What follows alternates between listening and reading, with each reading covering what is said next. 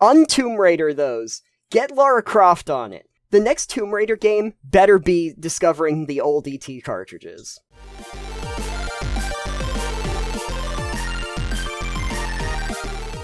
Alex, I got one other thing that I saw, and I wanted to share this with you.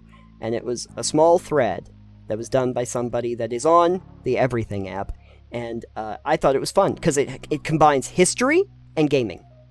So, okay. Here we go. And I'll share you with some pictures after I read it, but here we go. Okay. So, Dara O'Brien writes, spent the morning filming at the Step Pyramid in Egypt, clambering through underground tunnels, which was incredibly fun, but also made an incredible discovery. By King Djoser's burial chamber, in an alcove, we discovered an ancient and mysterious artifact, presumably left there 4,000 years ago as a warning to intruders. Upon closer inspection, it is a warning of a terrible monster that protects the grave. Here's some pictures so that you can see the terrible monster. Beware, beware. It has 4,000 attack and 4,000 defense. Beware the true meaning of eternal slumber. I have returned the rune to its resting place, on a ledge, and pray I have not angered Obelisk the Tormentor. Obelisk the Tormentor, I'm pretty sure is actually a Yu-Gi-Oh card, but... Yeah, it looks like a Yu-Gi-Oh card. With 4,000... My god, the very large number thing with Yu-Gi-Oh is what always throws me, but... Yeah. As a divine beast. And I thought that was very cute, that we found a Yu-Gi-Oh monster. Well, Yu-Gi-Oh is all Egyptian-themed anyway, so it ties in very well. This does indeed work. And I am glad... Dara, that you were able to return it to its resting place. That was very good of you, even though... Yes, sometimes you really need to return the slab. Please insert a clip here of Courage the Cowardly Dog. Return the slab, or suffer my curse. But anyway, the reason why I bring that up is that it reminded me of a topic that I'm actually quite interested in, which is the idea of dead games. And it's not even necessarily vaporware, because I think we might have talked about vaporware at some point, games that never actually manifested themselves. You had seen them, yeah. Prey 2 is the one that I usually refer to as the game that looked like it was basically done, but then the studios changed hands for the licensing, and they decided to go a completely different way, and we got Prey 2017 instead, so not terrible that happened. But I'm talking about dead games. Games that actually did come out, but, you would be hard-pressed to find where you could even get them now. They have just gone by the wayside. They've gone to a digital graveyard because no one has them available. A couple of the ones that I wanted to cite were Oni, which was something that was done by Bungie from back in the day, and it was a third-person, action game, had some shooting, some melee combat. At some point I was thinking, maybe I would pick up the full thing, because it's been a while. Turns out it's, not available on any one of the digital platforms. Yeah, they pulled it, I assume. What was another one? Oh, Gladius.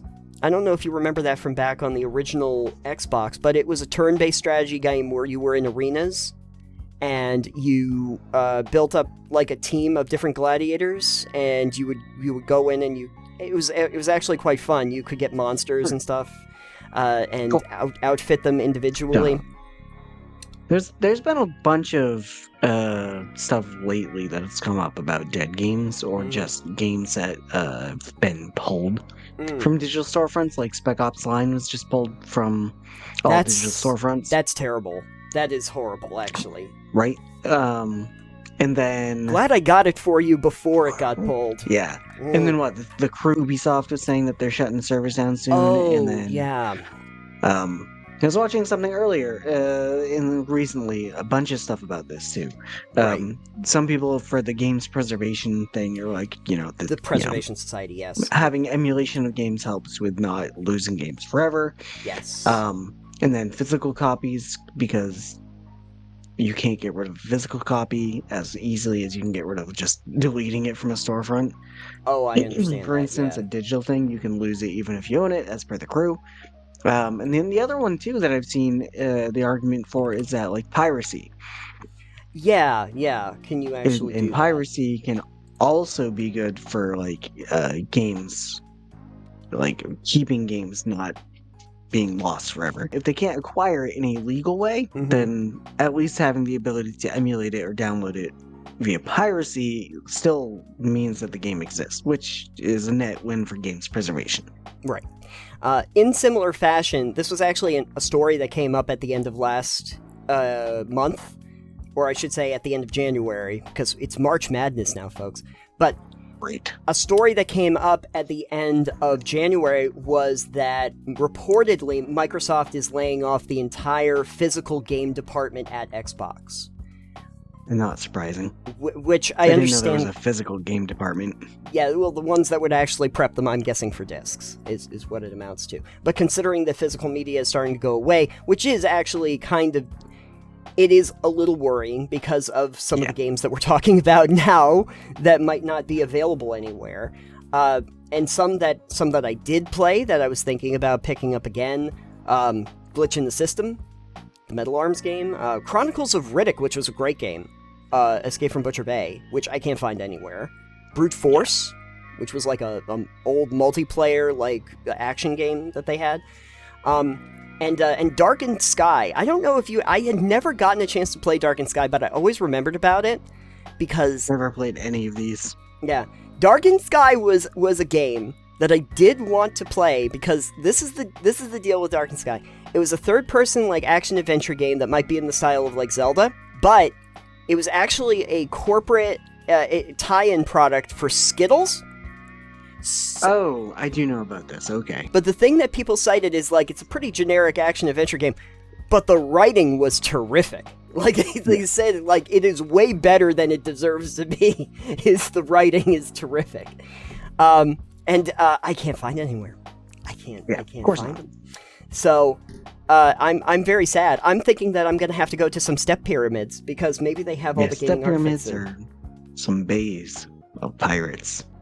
Wouldn't it be amazing if actually in one of those old pyramids or ziggurats somewhere in the world, people stuffed the old game cartridges in there?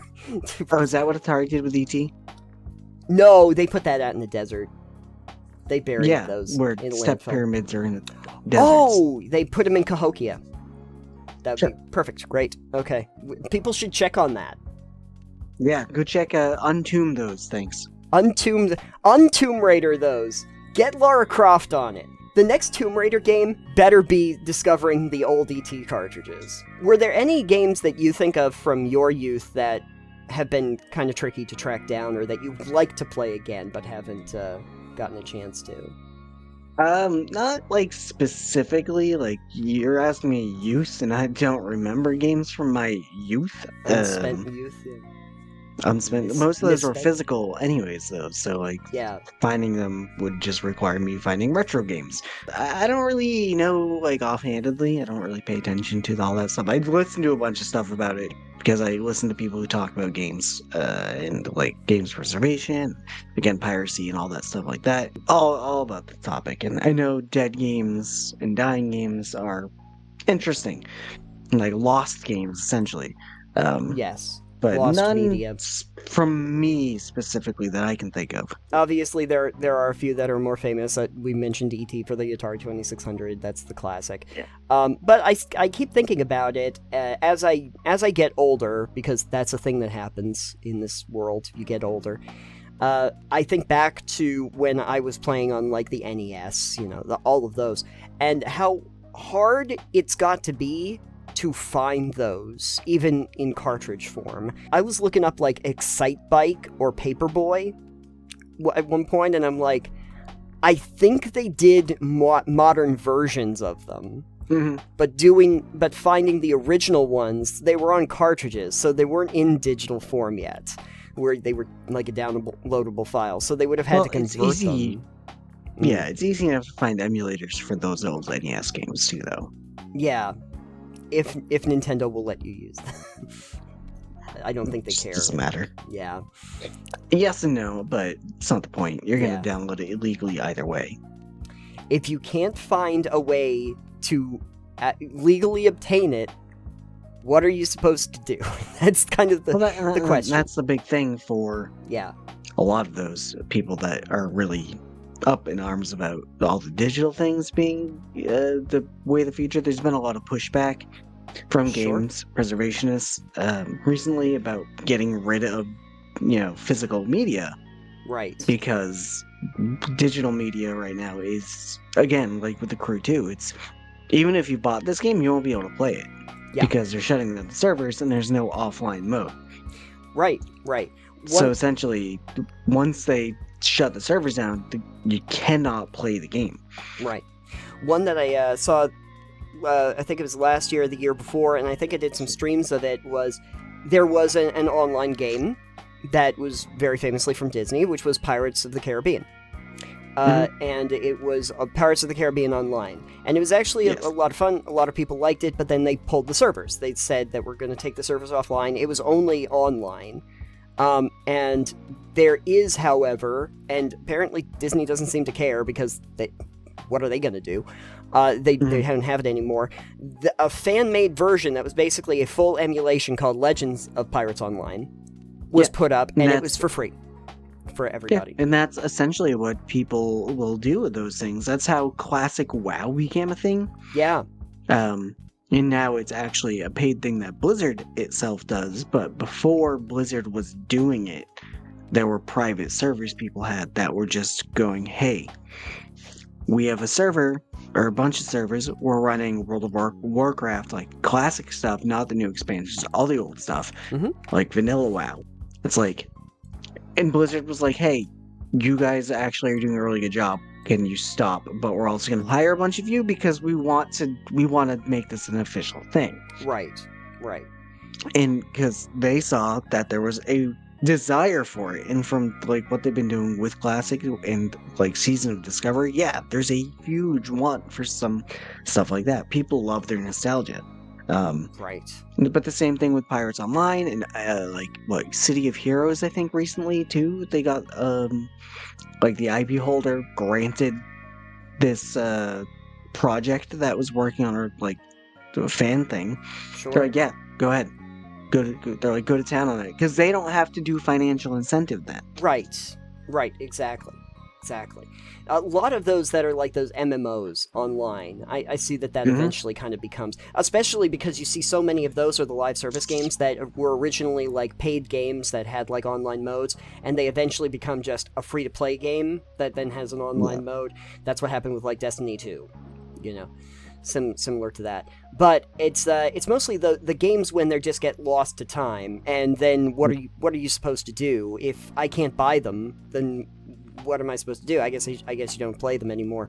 We don't have like a Library of Alexandria, but for video games, where we can find the collective knowledge. And again, if you cannot buy them, people are going to acquire them however by they can. Some other means, which you wouldn't think for the license holders that are out there, if they are out there, you would not think you'd want to see, and might actually encourage you to create a version that is available somewhere, Right. If you're not going to make it available for people to purchase who want to purchase it, they're going to acquire it through other means. It's either third party or free. From other devices or other ways. So something to think about. And you know what? I have zero problem with that, because again, if you cannot buy it, if I can't and you buy want it, it's like, if I can't buy it, it's not a purchasable product. It's not a product. Yeah. Exactly. I can't buy it. So what do you want me to do? It has no intrinsic value then. Yeah, exactly. Oh, you're pirating my game. Oh, your game isn't available in stores.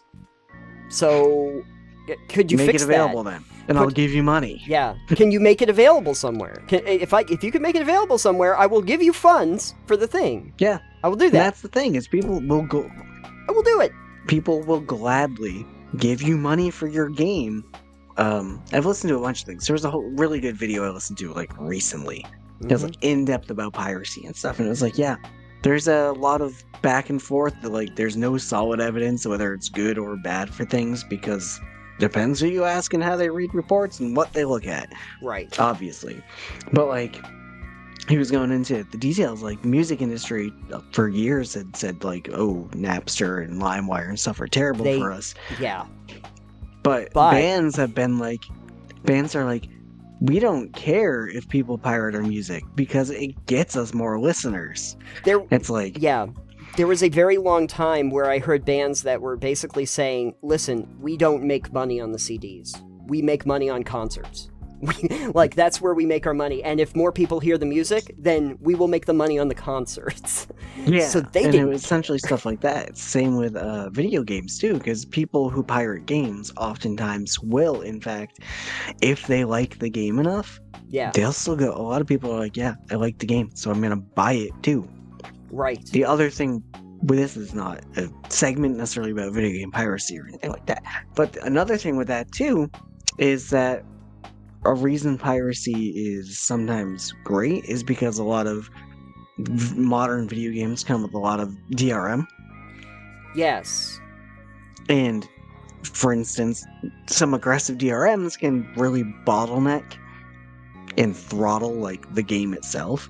Yes. And so cracked versions that have the DRM removed and are now piratable run better. It's the VHS equivalent of, or the video equivalent of when you have CD or DVD or a movie that has the anti-piracy ads on it that say you wouldn't pirate a car, right? Yeah. And you get that stuff in those, in all your DVDs, in your VHSs, they'd have all that stuff.